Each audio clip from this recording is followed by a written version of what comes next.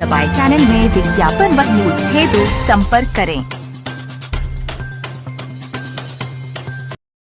राजेश यादव, पूर्व मंत्री, उत्तर प्रदेश शासन व वरिष्ठ नेता, समाजवादी पार्टी ने नेपाल दौरे में आयोजित 3 दिवसीय अंतर्राष्ट्रीय महासम्मेलन में हुए महत्वपूर्ण प्रस्ताव के बारे में मीडिया को बताया। पिघलनी चाहिए, अब हिमालय से कोई गंगा निकलनी चाहिए।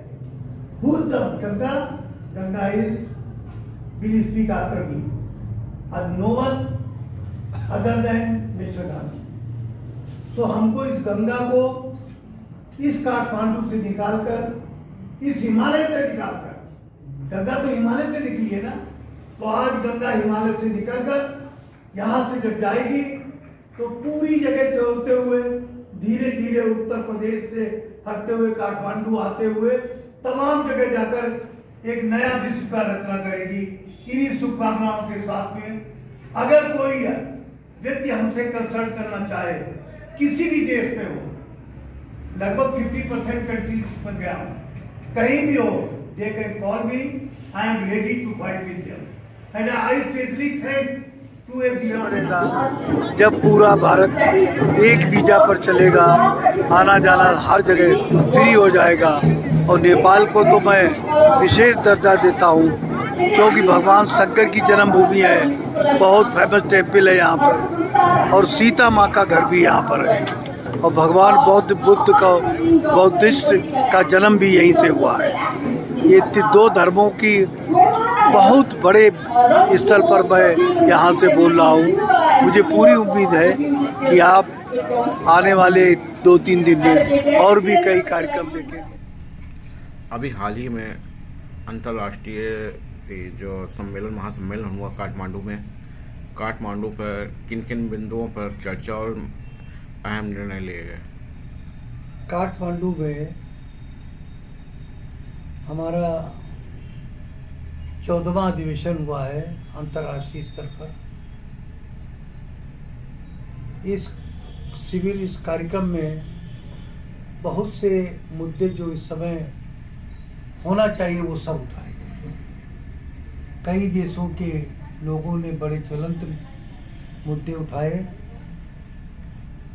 हिंदुस्तान का रिप्रेजेंट करते हुए मैंने अपने भी विचार वहाँ पर रखे। Bangladesh, Pakistan, Myanmar, Kathmandu, south Asia के देशों ने भी अपने विचार रखे। आज के क्षण में जब पूरी दुनिया में 2 जगह विश्व युद्ध के मुहाने पर दुनिया खड़ी है, चाहे वो युद्ध रशिया का हो, यूक्रेन का हो, और इधर की तरफ अमेरिका वर्सेस हो। अब ये 2 विश्व युद्ध, 2 शक्तियां लड़ रही हैं अलग अलग जगह। एशिया को बचाना है, इसलिए हम लोगों ने इस सम्मेलन में मुख्य फोकस एशिया को बचाने के लिए कहा, क्योंकि अगर एशिया जल उठा, एशिया में युद्ध हो गया, तो दुनिया में कोई बचेगा नहीं। अब आज की डेट में जितने एटम बम, जितनी परमाणु शक्तियाँ हिंदुस्तान में है, दुनिया में है, विश्व में है, वो इतना काफ़ी है कि सैकड़ों विश्व 1 मिनट में ख़त्म हो जाएंगे। मानव जाति और जीवित जाति जो भी आती हो, चाहे जानवर हो चाहे कोई भी हो, इनको बचाने के लिए पहल तो करनी पड़ेगी, वरना जब दुनिया नहीं रहेगी और दुनिया में रहने वाले नहीं होंगे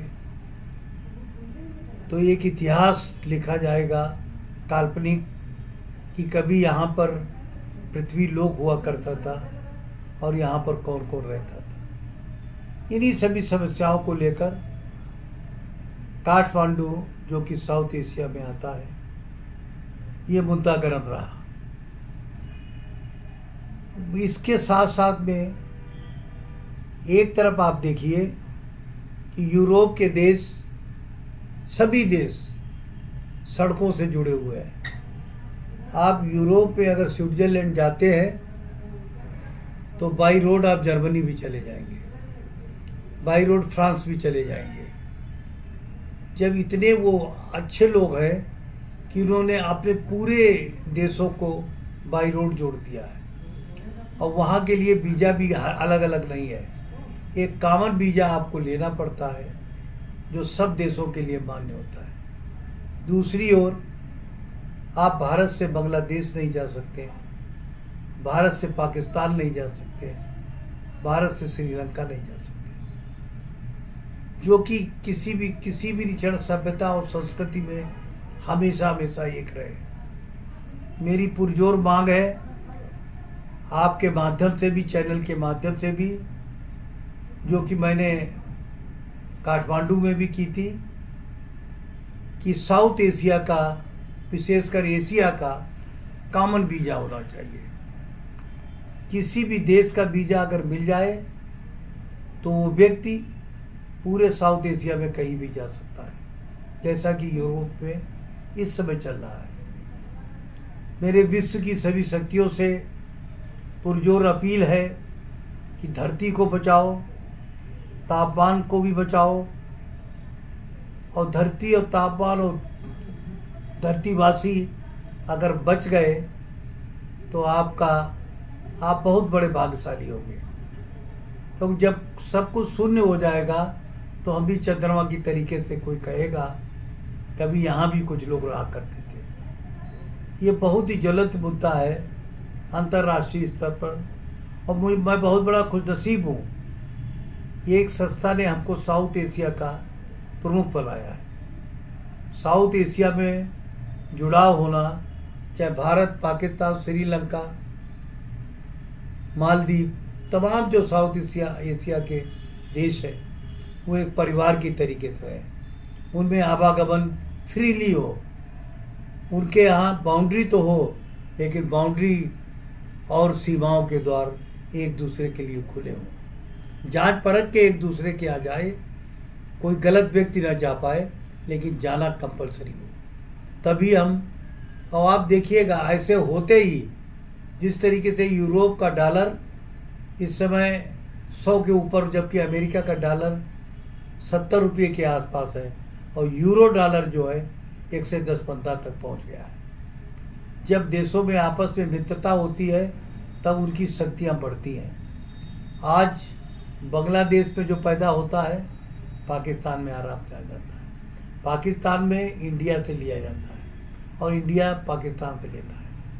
जब खाद्यान्न एक दूसरे की जगह आराम से जा रहा है तो मनुष्य जाति पर रोक क्यों लगती है? ये मैं आपसे पूछना चाहता हूँ, ये मैं दुनिया के सब नेताओं से पूछना चाहता हूँ। हम लोगों ने काठमांडू समिट में पुरजोर अपील की है और प्रस्ताव पारित किया है, क्यों ना यूरोप संसद की तरीके से, जैसा कि यूरोप में कॉमन प्लेटफार्म है, उसी तरीके से दक्षिण एशिया में, साउथ एशिया में भी एक कॉमन प्लेटफार्म बने और उसका वीज़ा कॉमन हो। कोई